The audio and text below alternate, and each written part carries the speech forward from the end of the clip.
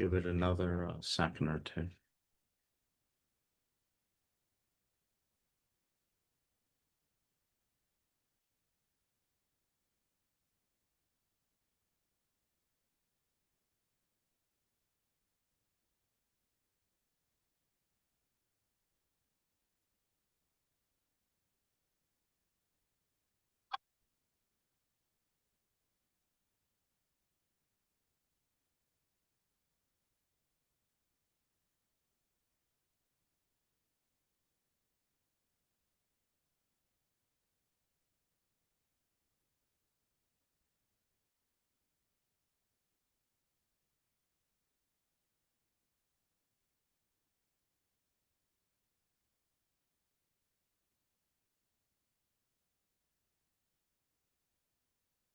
Okay.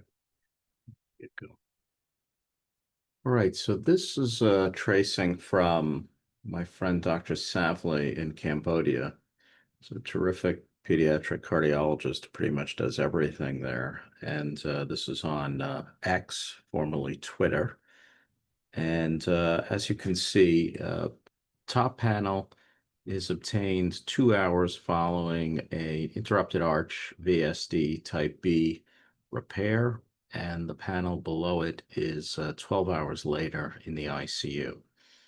So Dr. Savli has written here, 17-day-old interrupted arch type 2A, interrupted arch type B rather, VSD PDA post, he says postoperative jet. So my question to you is, do you agree with Dr. Savli's interpretation of this? And before we get going, does anybody want to tell me where the interruption is in a type B interrupted arch? Do a little general pediatric cardiology.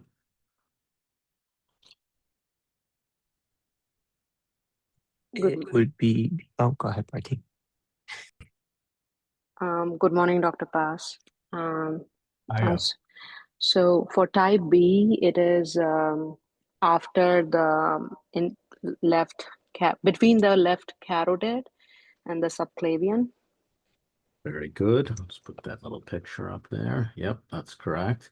And which is the most common type of, sorry to make this congenital heart disease, but figure why not? What's the most common interrupted arch that we encounter in human beings? Type B. Mm-hmm. That is correct. It's type B. And do you know about what percentage of interrupted arches are type B? No, I don't know. Anybody have any thoughts? It's about 50 to 70%. So it's pretty high. So if you guess type B, you're going to get it right at least half the time. And what condition should we be screening patients for if they have a type B or any kind of interrupted arch? What genetic condition? By George. Yep, that was a stereophonic response. Thank you, Tony and Christina. That's right, to George. All right, so we at least got one question right on our boards. Now let's look back and see if we agree with my friend Dr. Savli, who's actually a pretty smart dude, but do we agree with his interpretation? Again, this is the single lead ECG up top when the patient is presumably in an arrhythmia, and this is the EKG after the arrhythmia has resolved. So any thoughts on this? Again, unfortunately, it's only a single lead. So, I always am advocating for a 12 lead, but this is what Dr. Savli has offered us today.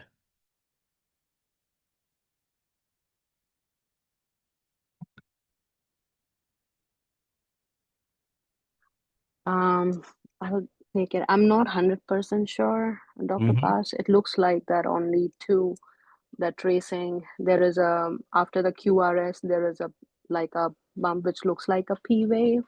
And the morphology of that maybe is changing. I'm not sure. Or there is 1:1 conduction like A and V, but maybe the retrograde P wave after QRS. And does this help you inform your interpretation of this? What's different between the two? or the QRS morphology as well. Mm-hmm. I mean, The, are they the same? They different? What do you? they look different. Right, The QRS morphology looks different. right. And I think we would agree that certainly, at least from one lead of the ECG, we can't be certain, but this looks very much like sinus rhythm, right? With the P wave before every QRS. Yes. And here, as you astutely point out, not only is the QRS wide in comparison to a time when we think that the QRS is conducting through the AV node, but there seems to be a retrograde P wave after each QRS. Now, it's conceivable that this is an antegrade P wave, a sinus P wave, conducting with a long PR interval, but seems unlikely that someone would go from a PR interval of what looks like, 250 milliseconds to a completely normal PR interval in just a 12-hour period. So then the question is, and the other thing we see is that with this rhythm, which we notice that the CVP is quite a bit higher, 9 versus 6. Also, we're seeing like Canon A waves here, which we don't see, nice smooth, soft CVP tracing. So do we agree with my friend Dr. Savely that this patient, in the time of this rhythm strip, is in postoperative jet? Is that how we would call this?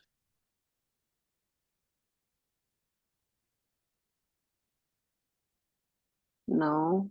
Okay, and why It's why do you disagree with Dr. Savlin? I'm not trying to start an international incident here. Just asking why. Not um, disagreeing with you. Just want to. right. Means my assumption is in like jet will not see P wave, or the P will come at the same time of QRS, and the QRS morphology should be similar to the morphology of the native sinus rhythm QRS.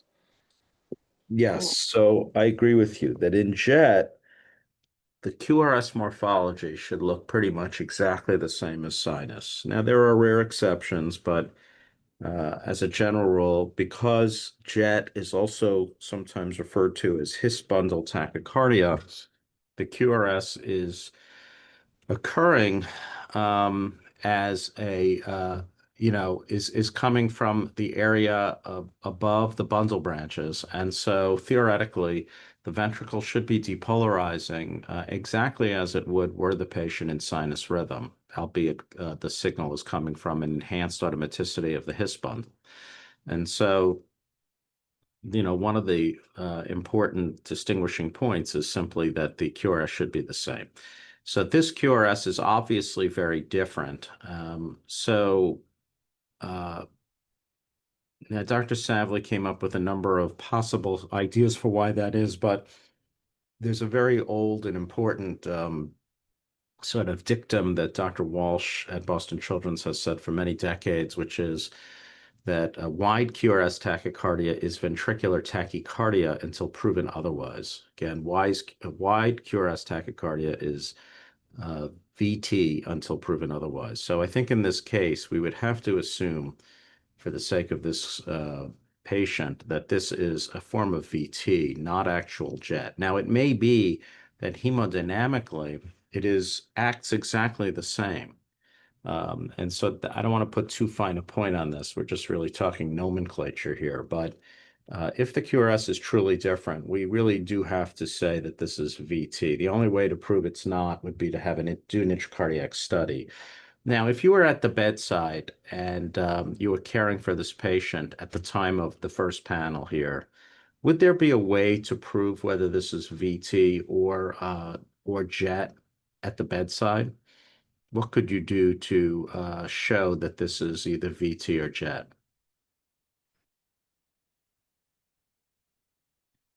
Well, what would happen if you paced the atrium in this patient? So we see the ventricular rate is 182.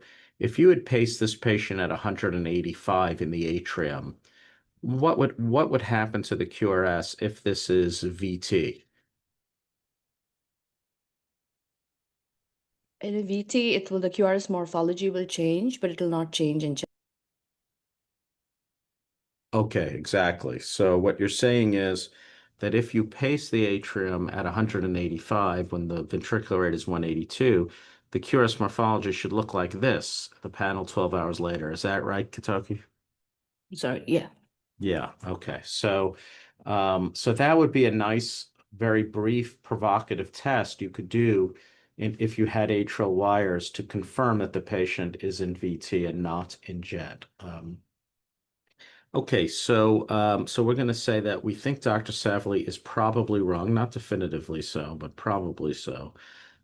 So you're at the bedside. You have this patient with postoperative VT. How are you going to manage this? Patient is stable, right? We're seeing we have a blood pressure of 83 on 51. CVP is 9. It's not astronomically high. Let's say for the sake of this conversation that you obtain a lactate and it is 3. Should you leave this alone? Should you treat this? If so, how would you treat it? Anybody have any thoughts?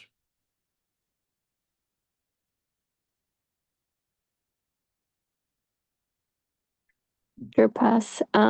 So I think with the lactate of 3, even though the patient maybe is looking stable on exam and vitals, it give you a sign that maybe end organ perfusion is not adequate.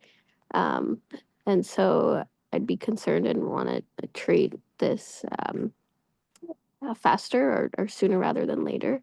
I mean, you could do an electrical cardioversion, sedate the patient, or you could, maybe do medically treat. But I think with medically treating, it would take a little longer to revert back to sinus rhythm. And if you have a lactate of 3, maybe you wouldn't want to wait.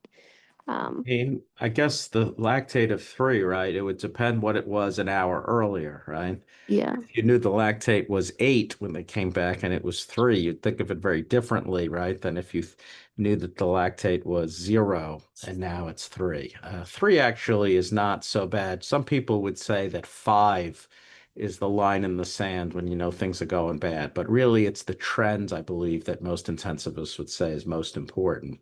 Although obviously, absolute gigantic numbers are bad in anybody.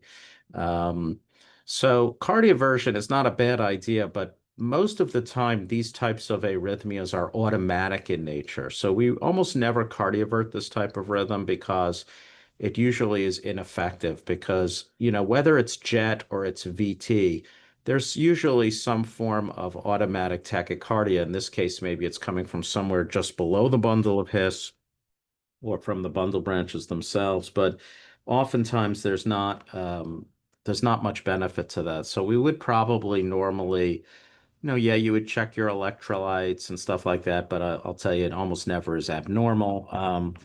And you would try to minimize your inotropes as best you can. But what medical therapies could we use to try and get control of this arrhythmia? Well, let me just put it this way. What are our options in terms of medicines?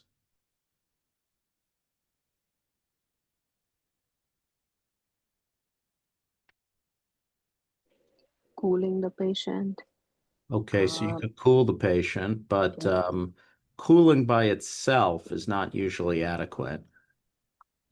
okay. And we can do overdrive pacing as well to see if that helps Right. in. So you could pace at 185 and not even treat the arrhythmia other than pacing at a rate faster. So now you're in an atrial-based rhythm, and you could see. Now, some people would say, well, pacing at 185 doesn't seem especially good for you, but really it depends on how an individual patient responds. It might be that if you're pacing at 185, the blood pressure, and you're in an atrial-based rhythm, and you're now narrow in the QRS, it might be that the blood pressure is 10 points higher, the CVP is lower, the lactate falls. Or alternatively, it may be worse. You may have a lower blood pressure because just the faster rate in general is not well tolerated. Your lactate does not change, it worsens, CVP goes up. So really, myocardial oxygen consumption is going to rise when you pace the heart faster. So you have to really So I don't think it's wrong to pace the atrium faster, but probably you want to do something to get the underlying rhythm lower so that you don't have to pace as fast. Right, we can use antiarrhythmics like amiodarone or Right. procainamide. Right. So amiodarone or procainamide would probably be the most common agents that one would consider. Some people might consider giving something like esmolol. Some people might even consider giving intravenous sotalol, which we have on formulary, but we don't actually use very often here at Sinai. But probably the most standard thing someone would do would be to give amiodarone. Probably the second most would be procainamide, and it really depends on your center. Some centers rely very heavily on amio, others very heavily on proc. I would probably honestly use procainamide in this case with cooling, even though it isn't jet. I think that that combination probably would work. But amiodarone is perfectly reasonable. If you are going to give what would be the biggest concern if you're giving amio in terms of what would happen to the patient? Well, let's assume that both of those agents would work to get rid of the tachycardia, but what would be your worry with amiodarone in this 17-day-old baby? When you give amio bolus, there's a risk for hypotension, and so the baby be concerned that they could have hemodynamic compromise. Right. So amiodarone could cause a cardiovascular collapse, which really only happens in babies.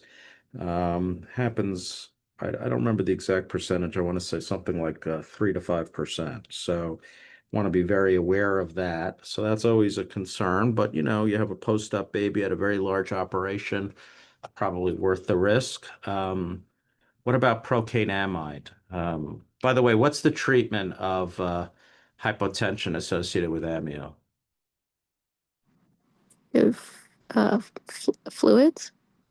Well, you could give fluids, but probably the most important thing is well, if you're Oh, seeing cardiovascular collapse, you just stop it, of yeah. course. But if you're just getting hypotensive, then fluid, inotropes, etc. Yes. What about for procainamide?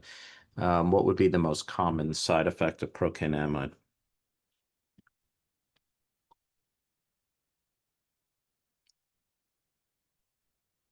Procainamide, if you remember from our drug talks earlier in the summer, causes vasodilation and hypotension almost 100% of the time. So the way to, if you look in references, the dose to load someone is something like 10 to 15 milligrams per kilo. But centers that have a very large experience using Proc will typically use 5 milligrams per kilo as a small mini bolus. And then if it doesn't achieve the effect, they give another small bolus. And they believe that this will mitigate the amount of hypotension. And for that, usually volume is more than adequate. You rarely need to increase inotropes for the use of procainamide. Yeah, so which do you think is a bigger negative inotrope, amiodarone or procainamide, in terms of direct effect on myocardial contractility? Amiodarone. Yes, amiodarone, interestingly, though it was introduced and is sort of marketed and I think believed by many intensivists and electrophysiologists to be less hemodynamically embarrassing, it actually is much more much more of a negative inotrope than procainamide. And Lizzie DeWitt at Boston Children's wrote a really nice bench research project showing that. So that would be the theoretical benefit of proc, but really both are very reasonable options. I've sort of made amio seem terrible, right? I've just explained you can have cardiovascular collapse. We've discussed negative inotropy. Why are people using it? What's the big advantage though of amio over procainamide? Why do people use it instead of proc? Is it because you can go from IV to PO formulation? So then, Well, that's true, but most of these arrhythmias, right, are usually yeah. self-resolving. So it's uncommon that whether it's a post-op VT or jet, that they're going to be chronically on this agent. But that's a good point. If it were any other arrhythmia, that would be a consideration. What is the other benefit of amio? I mean, one of the big things about procainamide is, as you know, it's mostly used for the treatment of jet, although it is a very good agent for VT as well. It's pretty just like amio, it's pretty good for a lot of arrhythmias. But one of the downsides is that proc usually, particularly for jet, is best used in combination with total body cooling. And total body cooling is not so good for you. It affects your immune system. Typically, the patient needs to be heavily sedated or even paralyzed to avoid shivering, which is a use of cardiac output that is useless in terms of patient improving. It's also very uncomfortable. So another reason why the patient needs to be very heavily sedated. And so basically, if you're giving IV procainamide plus cooling to any patient, you're essentially guaranteeing that they have 12 to 24 more hours of being intubated and mechanically ventilated. And so it's theoretically more expensive overall because patients have more days on a ventilator and in the ICU in general. And as you know, there are all sorts of effects that are negative to being in an ICU, to being on a ventilator longer, infectious, et cetera. So it's not a free ride, although I sort of sometimes think I maybe sound like I'm a salesman for procainamide. There are some very serious negative aspects of cooling people. Now, when you're dying from a serious arrhythmia, these are minor issues, but that would be another reason. As a general rule, I think it would be fair to say that most bedside doctors, critical care doctors, electrophysiologists sort of just rely on a particular agent more than others. And it just sort of becomes almost, what you're used to, what you're most comfortable with. There is no right answer in this regard. So I never really get upset if someone wanted to use Proc or Amio. I think they both work very well. I think in general, most people lean on amiodarone, but I would make the argument that the evidence for its efficacy in this setting is not as strong as most people think who actually order it on a regular basis. I think that the fact that most of these arrhythmias are self-resolving makes amiodarone look a little better than it probably is. But again, I have no objection at all to its use. Okay. Any questions about this? So I guess, sorry, Yeah, sure. I guess if you're, this Dr. Savely, if he thought this was jet and he gave amio, it would have the same Yes. effect as if, with, You see, Dr. yeah. Bestakova, you have identified one of the secrets of electrophysiology, which is you can be wrong a lot of the time and still have a good outcome. Yeah, I mean you're right. If he had given amio, or if he did give amio, which I understand is actually pretty commonly available in Cambodia, um, it would have worked probably. Something worked. I mean, now it's possible that what happened was it just got better over time. We don't know. He didn't explain in the description. But it's also possible that he gave something, and amio or proc would have worked. And by now, 12 hours later, it's possible the patient didn't even need to be on an agent. It's very hard to know. Although we have a little hint of something which is the temperature is a little bit lower. We're sort of a little bit hypothermic here, although this is not cold enough. This is not the temp we would use if we were. What temperature do we shoot for when we're using procainamide and we're cooling somebody? Does anybody know? It's usually about 35 degrees centigrade. 35. Yeah, exactly, Mo. It's about 35 degrees centigrade. Why do we not get colder? Because let me tell you, if you go colder, you will slow the rhythm even more. And I'll tell you a story afterwards about me doing that. But what's the downside of getting too cold? You're gonna affect like bodily function, especially brain function. Well, yeah, I mean, definitely being cold is not so good for all of your other organs. You can get acidotic and things like that. But the most important reason you don't want to get too cold is you can get VF. In fact, remember that when they go on, when they're doing circ arrest, they freeze the heart. You go down to very low temperatures and it causes the heart to fibrillate. early in my career, when I was a second-year resident, I was reading Natus's Pediatric Cardiology, and I happened to be on call in the ICU at Cornell, and there was a baby who came back. I think it was a 3-month-old after a TET repair. And I was fairly sure that I was watching the baby. I was on that night, and I was pretty sure that I had identified jet in the patient. Because, I was, I had literally just been reading about it the night before, and I was looking at it and saying, boy, this looks an awful lot like this rhythm I read about. And so I called the cardiology attending on call, who was a woman named Kay Ehlers, who was this very nice woman who was real pioneer in pediatric cardiology. She's unfortunately deceased now, but Dr. Ehlers had a very big interest in electrocardiography in general, and she said, yes, I think I faxed her the EKG, and she said, yes, I think that's what this is. So I started cooling the patient, and this was in an era really when cooling blankets were really not that common. This was like in 1992. So the way, when I was a medical student, I had rotated at Sinai and saw Dr. Rossi cool a patient by putting ice around the patient, but also by gastric lavage with very cold saline. So I started gastric lavaging the patient.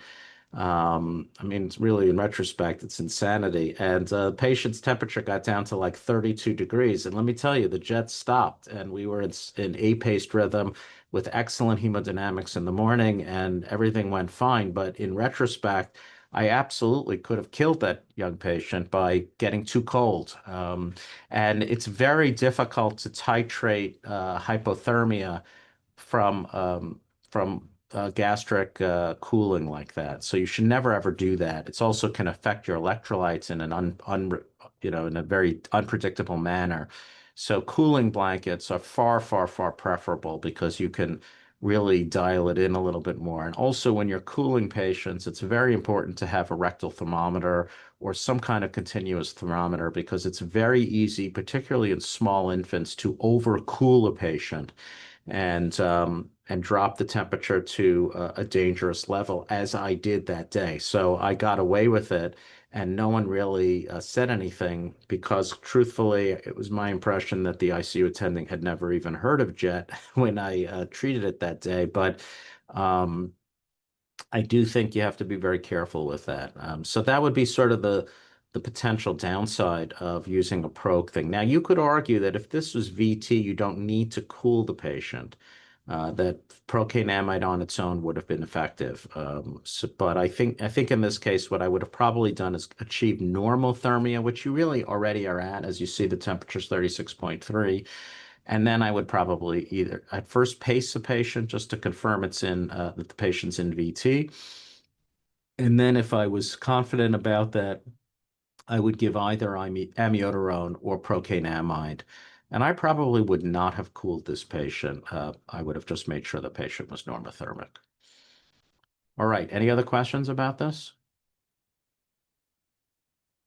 All right. Well, I guess Dr. Savli filled up our entire conference today. So I thank him if he's watching. And thanks everybody for joining today. Hope you have a great day. Thanks, Dr. Pam. Thank Bye-bye. you.